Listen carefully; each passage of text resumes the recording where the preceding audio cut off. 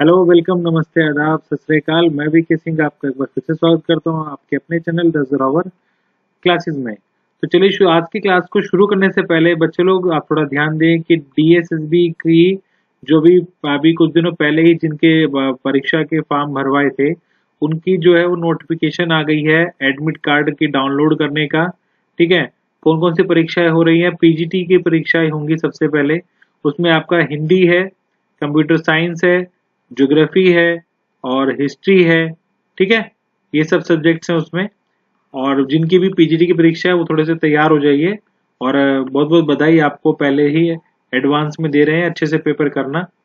ठीक है, और आपके ये 3 तारीख से और 11 तारीख जुलाई के मंथ में ही ये परीक्षाएं संपन्न हो जाएंगी। तो थोड़े से ज्यादा फास्ट मोड में आ जाइए जिन बच्चों की परीक्षाएं हैं। और जिन्होंने मतलब अगर पुरानी वीडियो जो अभी नए जुड़े हैं उनसे बच्चों से पता है कि ठीक है, तो वो हमारे पुराने वीडियोस को जरूर देख लें, आपको वहां से बहुत हेल्प मिलेगी। ठीक है, किसमें? पार्ट 1 में। ठीक है, तो जो पार्ट 1 है उसको अगर आप अच्छे से करना चाहते हैं तो जो भी क्लास की जो भी जो यूट्यूब पे जितनी भी वीडियोस है ना, वो सब आप एक बार जरूर देख लें टाइम निकाल के। चाहे फास्ट में देखें चाहे स्लो देखें, वो आपकी मर्जी है, बट आपको पार्ट 1 में बहुत हेल्प मिलने वाली है। ठीक है ना, क्योंकि जो पार्ट बी है वो तो आपका अपना सब्जेक्ट है, पर पार्ट 1 में आपको यहाँ पे से गारंटी है कि आप यहाँ पे देखेंगे आपके 80+ नंबर आराम से ले सकते हैं, यदि आप अच्छे से आपने हर एक वीडियो को देखा है और समझा है क्या और उनको सोल्व भी किया होगा। ठीक है, तो चलिए ऐसे ही आगे और परीक्षाएं आती रहेंगी समय से। ठीक है, और जल्दी ही आपको केवीएस में भी परीक्षा का जो नोटिफिकेशन है वो भी आपको देखने को मिलेगा। चलिए शुरू करते हैं आज की क्लास। प्रश्न लेते हैं। पहला प्रश्न है, प्रश्न क्रमांक है आज हमारा 21। ठीक है, चलिए शुरू करते हैं। तो क्या कह रहा है कि जो सिंधी का विकास अपभ्रंश किस रूप से हुआ है?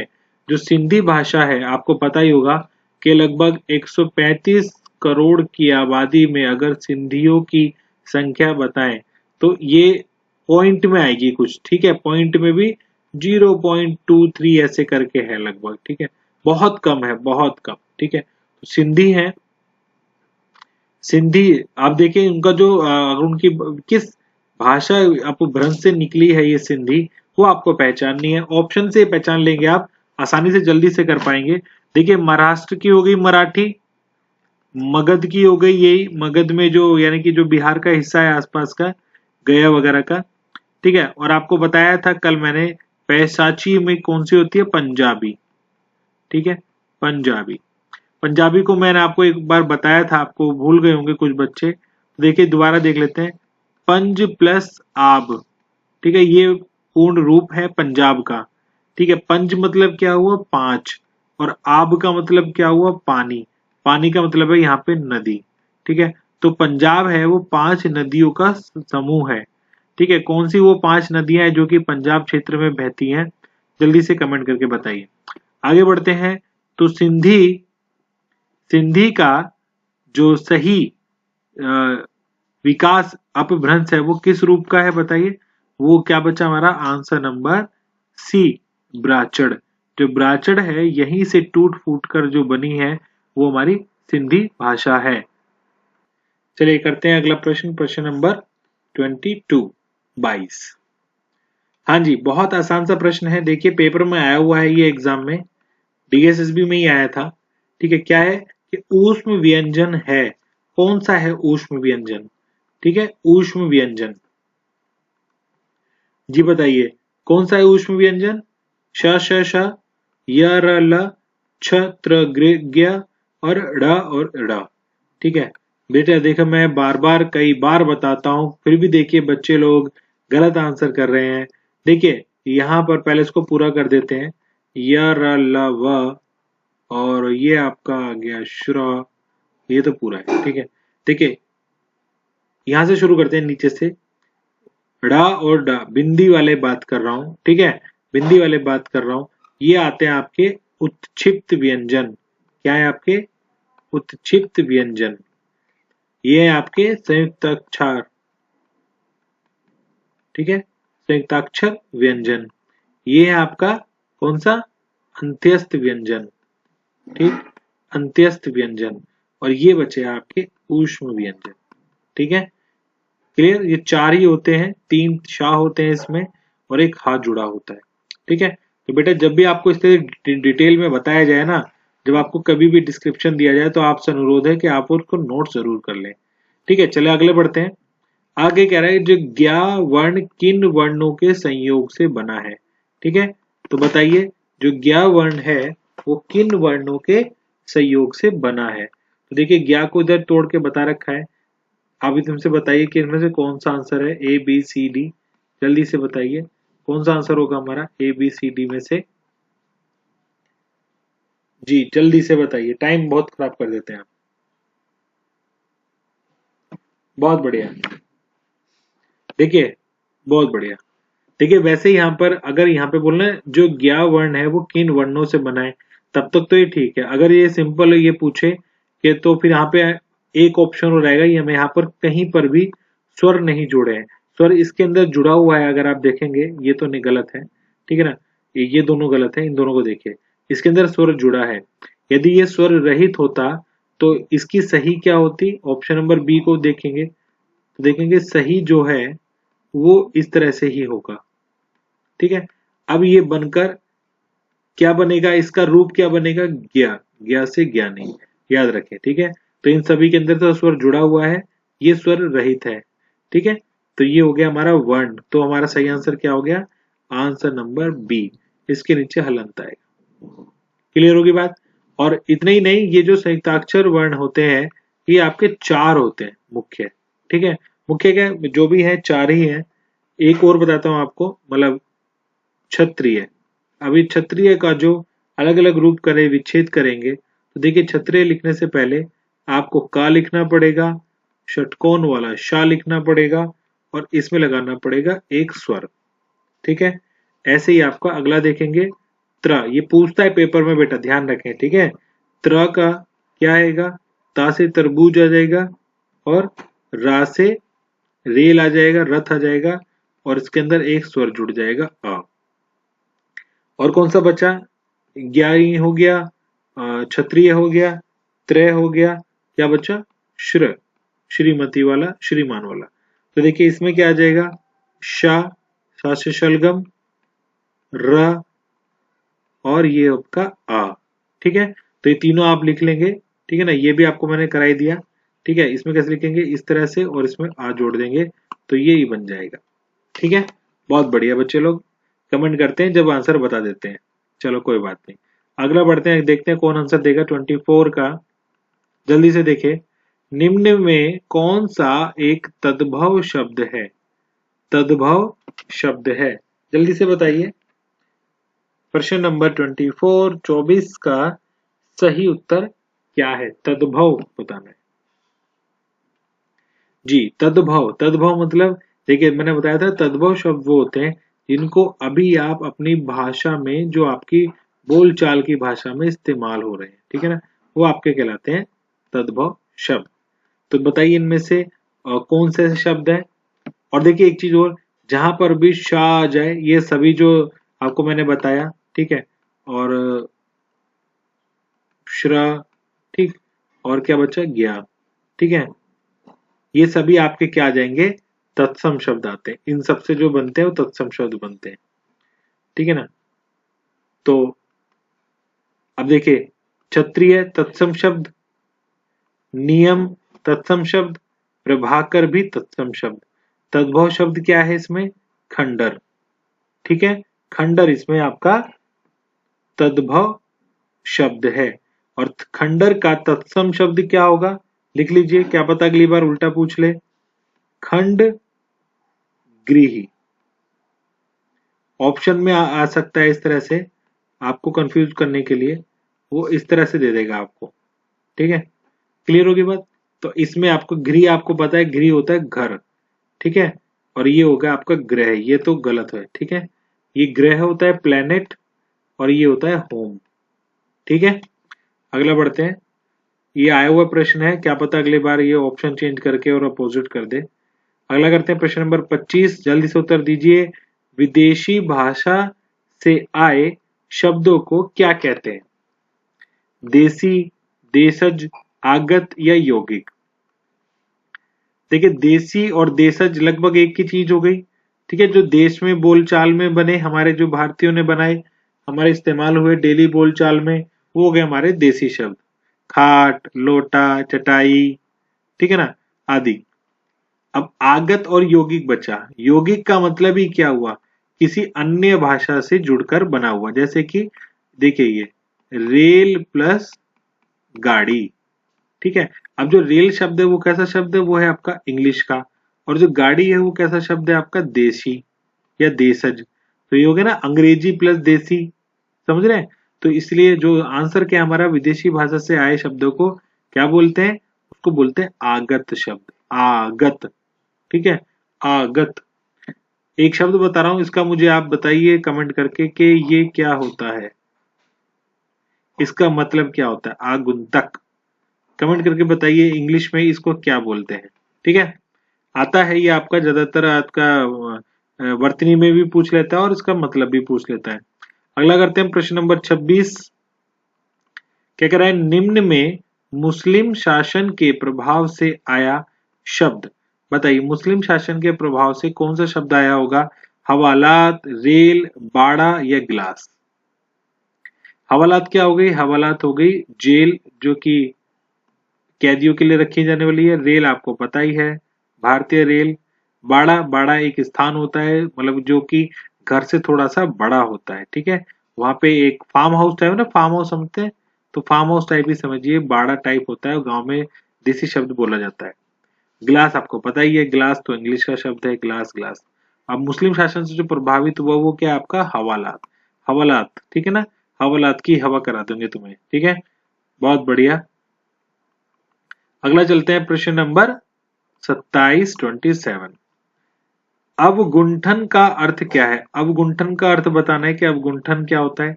ठीक है, अब देखिए या तो आपको इसका मतलब पता हो या बाकी का मतलब पता हो कि इसका मतलब ये नहीं होता। ठीक है, अवगुंठन का मतलब होगा सीधा सीधा, देखो अवगुंठन जो होता है ये जो महिलाओं से संबंधित एक शब्द है। ठीक है ना, अब मैंने महिला बोला है तो देखें यहाँ पर ये चारों ही आप देखेंगे तो ये भी चारों भी आपको महिला से संबंधित लग रहे होंगे। जैसे घूंघट, अंगूठा, अंगूठा तो कॉमन हो गया। ठीक है, गांठ बांधना, ठीक है, गांठ बांधना, और गूंथना, गूंथना मतलब आटा गूंथना। तो चलो इसमें मैं बताता हूँ आपको, इसमें आपको दो ऑप्शन काट देता हूँ आपका, गांठ बांधना और आपका अंगूठा। इन दोनों से बताइए ए और डी में कौन सा ठीक है। चलिए ठीक है, कोई बात नहीं। देखिए ये जो साड़ी, साड़ी का जो एक हिस्सा होता है, ठीक है, साड़ी का जो एक हिस्सा होता है जो कि किसी भी महिला के फेस को कवर करता है। ठीक है, जो फेस को कवर करता है, आगे तक कर लेते हैं इसको। ठीक है, समझ रहे मेरी बात, ये मैंने एक महिला जैसे बनाया कुछ। ठीक है, तो जो साड़ी का एक हिस्सा जो कि आगे फेस तक कवर करे, ठीक है, उसे क्या कहते हैं, घूंघट। और उसको, उसका शब्द जो है उसको अवगुंठन भी कहते हैं। ठीक है, अवगुंठन मतलब घूंघट, जो घूंघट कराए। ठीक है, बहुत बढ़िया, कुछ बच्चे पहचान गए। प्रश्न नंबर 28 करते हैं। प्रश्न नंबर 28 आसान सा प्रश्न है, आया हुआ है कई बार पेपर में। ठीक है, इनमें से कौन सा शब्द अंबर का अनेकार्थी है। अंबर, अंबर, व्योम, पृथ्वी, चंद्रमा, वायु। अंबर देखो, जय अंबर, अम्बुद, ठीक है। अब जो ये सब जब आप देखते हैं तो इसमें कहीं ना कहीं आपको क्या दिखाई देता है, पानी जैसा शब्द मिलता है आपको। ठीक है ना, तो अंबर का जो अनेकार्थी शब्द है वो आपका क्या है, बताइए जल्दी से। मैं आपको थोड़ा शॉर्टकट बताता हूँ। एक बहुत टाइम पहले मिलिंद सोमन, अगर आप जानते हो, ठीक है, मिलिंद सोमन का एक सीरियल आता था, कौन सा, कैप्टन व्योम। ठीक है, कैप्टन व्योम। आज आंसर बच्चे लोग पकड़ लिए होंगे। तो देखिए सही है, इसका आंसर सही क्या है, व्योम। व्योम का मतलब भी अंबर होता है। ठीक है, व्योम का मतलब भी अंबर होता है, आकाश। ठीक है, चलिए बहुत बढ़िया, कुछ बच्चों ने देखो कैप्टन व्योम देखा होगा, हमने तो देखा था अपने समय में, उस समय का ये मतलब सुपर हीरो टाइप का था। चलिए अगला करते हैं प्रश्न नंबर 29, 29। 29 में क्या कह रहा है, निम्नलिखित में तत्सम शब्द का चयन कीजिए। तत्सम शब्द कौन सा है इसमें से तत्सम शब्द, जल्दी से बताइए बच्चे लोग। बारात, वर्षा, हाथी या आंसू, कौन सा हो जाएगा तत्सम शब्द? बारात, हाथी, हाथी को क्या बोलते हैं आपको पता होगा। हाथी का जो तत्सम शब्द है वो है गज। आंसू का जो तत्सम शब्द है वो है अश्रु। ठीक है, और बारात का तत्सम शब्द क्या होगा, वर यात्रा। ठीक है, वर यात्रा। तो देखिए यानी कि ये सब तो तद्भव शब्द हुए, बारात भी, हाथी भी और आंसू भी। क्या बचा, वर्षा। वर्षा एक तत्सम शब्द है और इसका तद्भव शब्द क्या है, इसका तद्भव शब्द क्या है, बारिश। ठीक है, बारिश। तो इसलिए यही हमारा इनमें से अलग था, बाकी सब तो दिए हैं तद्भव शब्द। ठीक है, और यही एकमात्र क्या दिया था आपका तत्सम। जल्दी बढ़िए, आगे बढ़ते हैं, प्रश्न नंबर 30 पे चलते हैं। प्रश्न नंबर 30 कह रहा है कि चोंच का तत्सम शब्द कौन सा है। चोंच का, चोंच क्या होता है, किसी भी पक्षी की ये जो चोंच होती है जिससे वो अपना भोजन ग्रहण करता है। ठीक है, भोजन ग्रहण करता है। ठीक है, उसे बोलते हैं चोंच। ठीक है, व्यक्तियों की भी चोंच होती है। अक्सर मम्मी पापा बोल देते हैं जब हम कहीं ज्यादा बोलने लगते हैं, बोल देते हैं कि भैया अपनी चोंच बंद कर रख। ठीक है, तो चोंच है ये आपकी। इंग्लिश में क्या बोलते हैं चोंच को, बीक। क्या बोलते हैं, बीक। तो बताइए चोंच का तत्सम शब्द क्या होगा, चुन चुन, चुनचू, चुनचू, चंचू, इनमें से कोई नहीं। जी, मैं थोड़ा शॉर्टकट आपको तरीका बताता हूँ, याद रखेंगे आप नेक्स्ट टाइम। जब भी आपके सामने चोंच आए तो आप एक नाम देखेंगे, चंचल। ठीक है, चंचल नाम। ठीक है, आपने भी ये नाम देखा होगा, सुना होगा, पढ़ा होगा, आपके आसपास में भी हो सकता है किसी का। तो चंचल जब किसी को प्यार से हम बोल देते हैं, सॉरी ये तो उसका नाम हो गया, तो उसका एक उपनाम अगर रख देते हैं तो वही हमारा चोंच का तत्सम शब्द बन जाएगा। क्या बोलते हैं हम उसको, चंचू, चंचू। ठीक है, क्योंकि मेरी दीदी की बेटी का नाम है इसलिए हम उसको प्यार से चंचू बोलते थे, उसका नाम चंचल था। चलिए ठीक है, आगे बढ़ते हैं। आगे बढ़ने से पहले देखिए कुछ बच्चों के पास ये नंबर अभी तक नहीं है, वो चीज मिस कर रहे हैं। क्या मिस कर रहे हैं, यूट्यूब की नोटिफिकेशन। क्योंकि आप लोग सब्सक्राइब तो कर लेते हैं, हो जाता है, बट क्या होता है यूट्यूब जो है वो सभी को नोटिफिकेशन नहीं भेजता, लगभग 10 to 15% लोगों को नोटिफिकेशन भेजता है। तो आपको समय रहते हुए आप सिंपल अपना अंकित सर को ये मैसेज कर दीजिए, उनको बता दीजिए कि सर के मैं पीआरटी वाले ग्रुप में हूँ या टीजीटी वाले ग्रुप में हूँ या पीजीटी वाले ग्रुप में हूँ। ठीक है, वो आपको आपके उस ग्रुप में जोड़ लेंगे ताकि समय रहते आपको आपकी यूट्यूब की नोटिफिकेशन आपको मिल जाए। और अधिक जानकारी के लिए जो हमारा नीचे टेलीग्राम का लिंक है उसको भी आप ज्वाइन कर लें।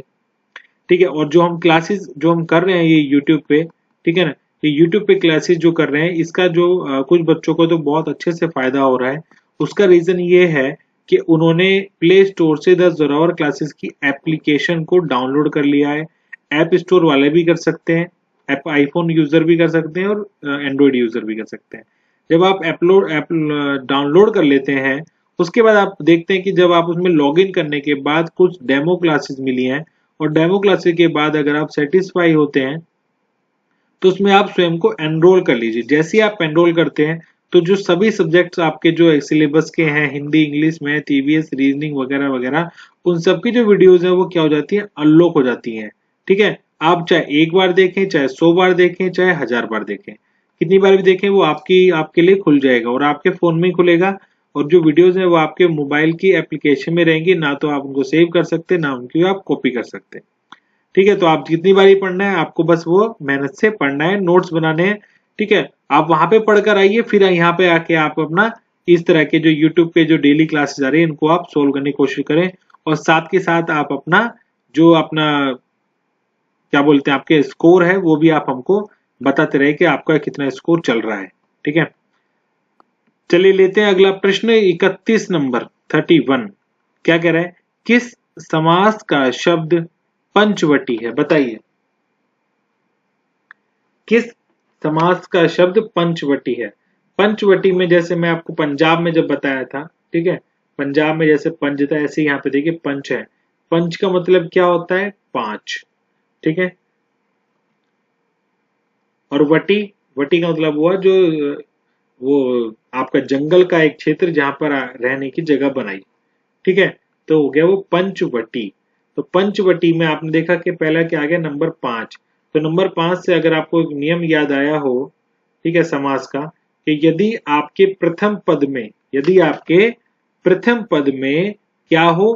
किसी भी प्रकार का नंबर हो, ठीक है, 1 2 3 4 5 6 7 8 9, ठीक है, या एक द्वितीय, प्रथमा, द्वितीय, तृतीय, चतुर्थ, पंचम, षष्ठी, सप्तम, अष्टी, नवम, दश, ठीक है। यदि आप इस तरह के नंबर देख पाते हैं तो उसका सीधा सीधा नियम क्या है हमारा? वो है आपका द्विगु समास। द्विगु समास का प्रथम पद क्या होता है? नंबर होता है। पंचवटी तो सीधा सीधा द्विगु समास, ठीक है। तत्पुरुष और द्वंद आपको कई बार बता दिया है, पिछली वीडियोस में आप देख लेना। अगला बढ़ते हैं प्रश्न नंबर 32। 32 में क्या कर रहा है? काली घटा का घमंड घटा। उपरोक्त पंक्ति में कौन सा अलंकार है? अलंकार पूछ रहा है पेपर में। कभी कभी अधूरा प्रश्न भी दे देता है, ठीक है, उसका आंसर हमें ऑप्शन के हिसाब से लगाना पड़ता है। रूपक, यमक, उपमा, उत्प्रेक्षा। जल्दी से बताइए आंसर क्या होगा इसका। जी, देखिए आपने यहाँ पे दो शब्द आपको दिख रहे होंगे, एक वाक्यांश के अंदर आपको दो शब्द दिख रहे होंगे, ठीक है। तो यहाँ पर क्या है? इन दोनों का जो अर्थ है, अर्थ जो है वो क्या है? डिफरेंट है, ठीक है ना, अलग अलग है, ठीक है। तो जब आपका एक वाक्यांश के अंदर शब्द एक जैसा हो और अर्थ हो दो या दो से अधिक, ठीक है, दो या दो से अधिक, तो आपका वहां पे नियम अनुसार क्या बन जाता है? यमक अलंकार बन जाता है। क्या बन जाता है आपका? यमक अलंकार बन जाता है। ये नियम है, ठीक है ना, बता दिया मैंने आपको, हमेशा ध्यान रखना, ठीक है ना। पहले भी कई सारे एग्जाम्पल इससे संबंधित कराए हैं और इनके भी कराए हैं, इनके बारे में भी आप पिछली वीडियोस में मिल जाएगा आपको। अगला बढ़ रहे हैं प्रश्न नंबर 33। 33 क्या कह रहा है प्रश्न? देखिए, कह रहा है आधा तीतर आधा बटेर, मुहावरे का अर्थ क्या है? बेटा ये एग्जाम में आया हुआ है, ठीक है ना। बताइए, एज इट इज प्रश्न पूछा था, आधा तीतर आधा बटेर। अब यहाँ देख सकते हैं आपके तीतर और बटेर दो अलग अलग प्रकार के प्राणी हैं।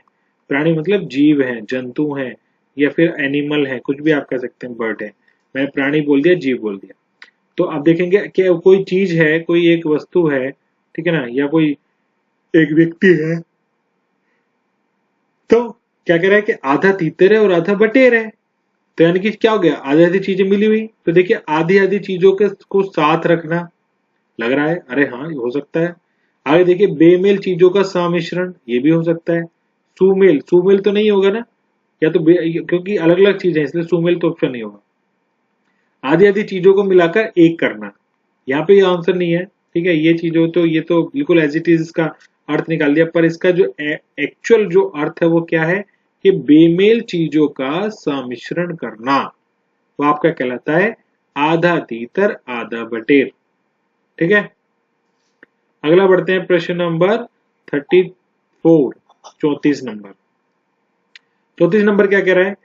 जिन भाववाचक संज्ञाओं के अंत में न, अव, पन, पा होता है उन्हें क्या कहते हैं? जी आसान सा है। जिनके लास्ट में क्या आएगा? पन आएगा। अब आप कोई भी एक शब्द देख लीजिए, देखिए इसने तो बताया चार, न, अव और पन और पा, ठीक है। जैसे मान ली पाई वाला हम बना लेते हैं, जैसे कि हमने बना दिया इसमें से बुढ़ापा, ठीक है। अब देखिए बुढ़ापा जब हमने शब्द लिखा, कोई सा भी एक बना लो, एक एक हो जाएगा तो सारे हो जाएंगे। तो बुढ़ापा जब हमने बनाया तो देखेंगे बुढ़ापा में ये इसका जब सेंटेंस इस्तेमाल करेंगे कि बुढ़ापा बीत रहा है, ठीक है ना, बुढ़ापा कठिन है, तो किस प्रकार की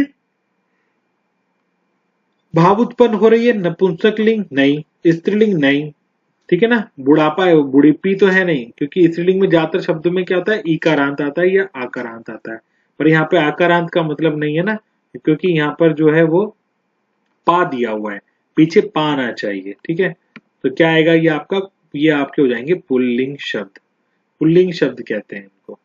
ठीक है, अगला बढ़ते हैं पेज, क्वेश्चन नंबर 35 नियत और नियत, नियत और नियत शब्द युग्म के सही अर्थ का भेद बताएं।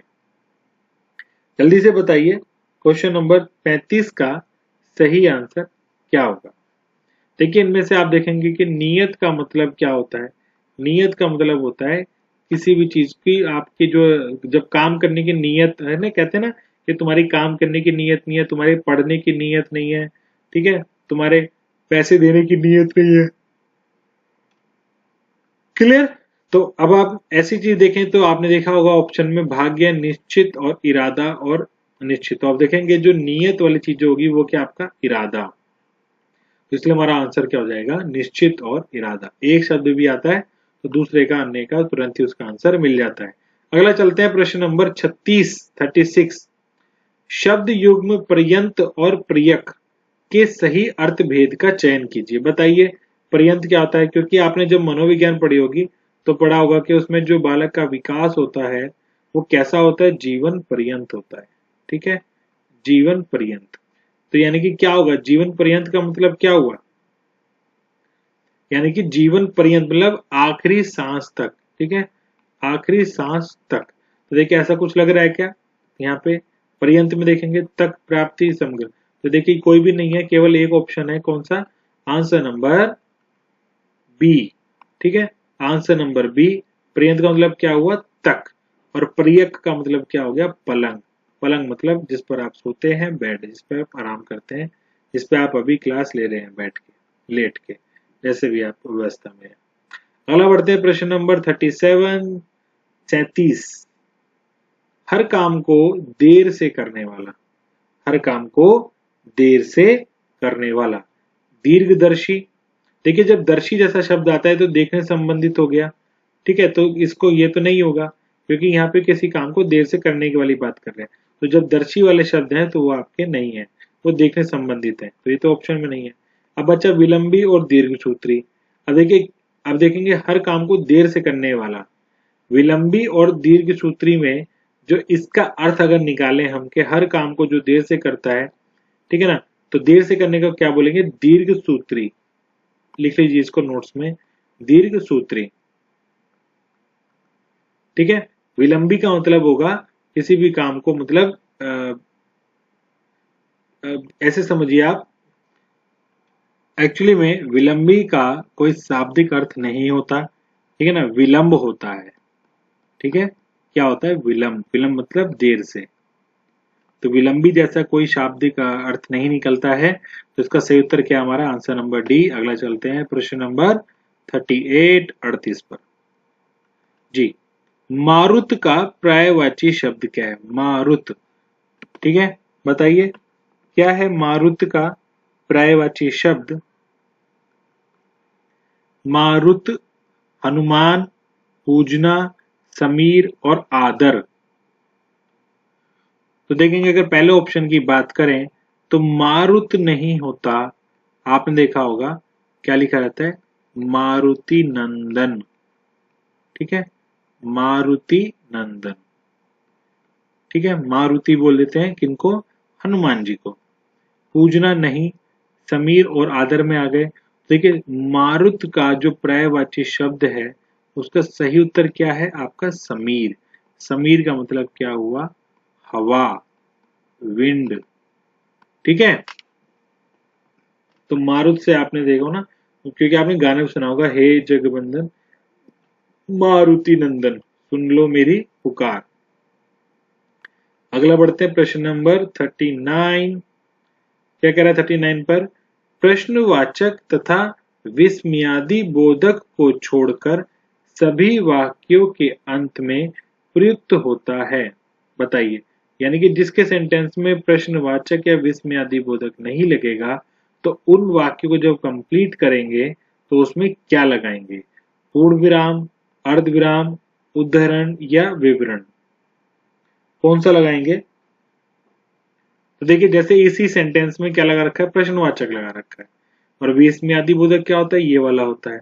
ठीक है, तो यानी कि इनकी बात, इनको छोड़कर अन्यों में क्या लगाते हैं? देखिए ये क्या होता है, पूर्ण विराम जब सेंटेंस खत्म हो जाता है। ये क्या होता है, अर्ध विराम जब कुछ थोड़े से समय के लिए रुकना हो। उद्धरण चिन्ह क्या होता है, इन्वर्टेड कोमा। और विवरण चिन्ह क्या होता है, डिस्क्रिप्शन, किसी चीज के बारे में जब आप कुछ चीज बताते हैं। तो इन इन चारों में से कौन सा ज्यादा इस्तेमाल होगा, क्या सभी वाक्यों के अंत में प्रयुक्त होता है। तो सभी वाक्यों के अंत में ये प्रयुक्त तो नहीं होगा, क्या होगा, ओनली ओनली पूर्ण विराम, फुल स्टॉप। अगला बढ़ते हैं, प्रश्न नंबर 40। 40 कह रहा है 40 नंबर, हाँ 40, 40 वाला 40। चलिए जल्दी से मुझे बच्चे, आप 40 को इंग्लिश में कैसे लिखते हैं, ये आपकी इंग्लिश स्पेलिंग में आता है, इतने में क्वेश्चन पढ़ता हूँ। निम्नलिखित में कौन सा उपसर्ग रहित शब्द है? बताइए कौन सा ऐसा शब्द है जिसके अंदर उपसर्ग नहीं है, ये पूछ रहा है ना, रहित पूछ रहा है, बताइए जल्दी से। देखिए बहुत बढ़िया, बहुत बढ़िया। संयोग में जुड़ा है उपसर्ग क्या है आपका, सम। विदेश में आपका जुड़ा है क्या है आपका, वी। अत्यधिक में क्या जुड़ा है आपका, अति। और सुरेश में आपका कुछ भी नहीं है। तो एज इट इज यहाँ पे कोई भी उपसर्ग नहीं है। ऐसा जरूरी नहीं है ना कि हर शब्द के अंदर ही उपसर्ग और प्रत्यय आपके दिए जाएं, ठीक है, क्योंकि जब आप उसको अलग अलग करते हैं, जैसे सम प्लस योग, ठीक है, वी प्लस देश और अति प्लस अधिक, ठीक है, तो इन सब का कुछ अर्थ निकलता है, ये अपने में सार्थक शब्द हैं। पर यदि हम इसको सु प्लस रेश कर देते हैं तो रेश का कोई अर्थ नहीं होता, तो इसलिए ऐसे शब्दों का ना तो उपसर्ग होगा ना ही ऐसे में प्रत्यय होगा। क्लियर होगी बात? तो कुछ अर्थ निकलना चाहिए तभी आप उसको उपसर्ग वाले शब्द बोल सकते हैं। क्लियर होगी बात? हो गया सभी का? आई होप क्लियर आ गई होगी बात आज की, समझ आ, ठीक है। चलिए, चलो इस क्लास को यहीं खत्म करते हैं। बहुत बढ़िया आज का सेशन रहा। जल्दी से आप अपना स्कोर बताइए अपने नाम के साथ, कमेंट्स किया करें। लाइव सेशन में कमेंट ना किया करें, क्योंकि लाइव सेशन कमेंट देखने के लिए वीडियो को प्ले करना पड़ता है, ठीक है। तो आप सिंपली क्या करें, अपना देखिए जल्दी से कि आपके जो कमेंट्स है वो आपके नाम के साथ, जैसे फॉर एग्जाम्पल किसी का नाम है राहुल, तो राहुल के कितने मार्क्स हैं, सपोज मान लीजिए 18 आउट ऑफ 20, ऐसे लिखो, मुझे जरा पढ़ने में अच्छा लगता है, ठीक है। चलिए अगली वीडियो दोबारा से फिर से मिलेंगे, तब तक अपना घर वालों को ध्यान रखिए। जय हिंद, जय भारत, जय हिंदी।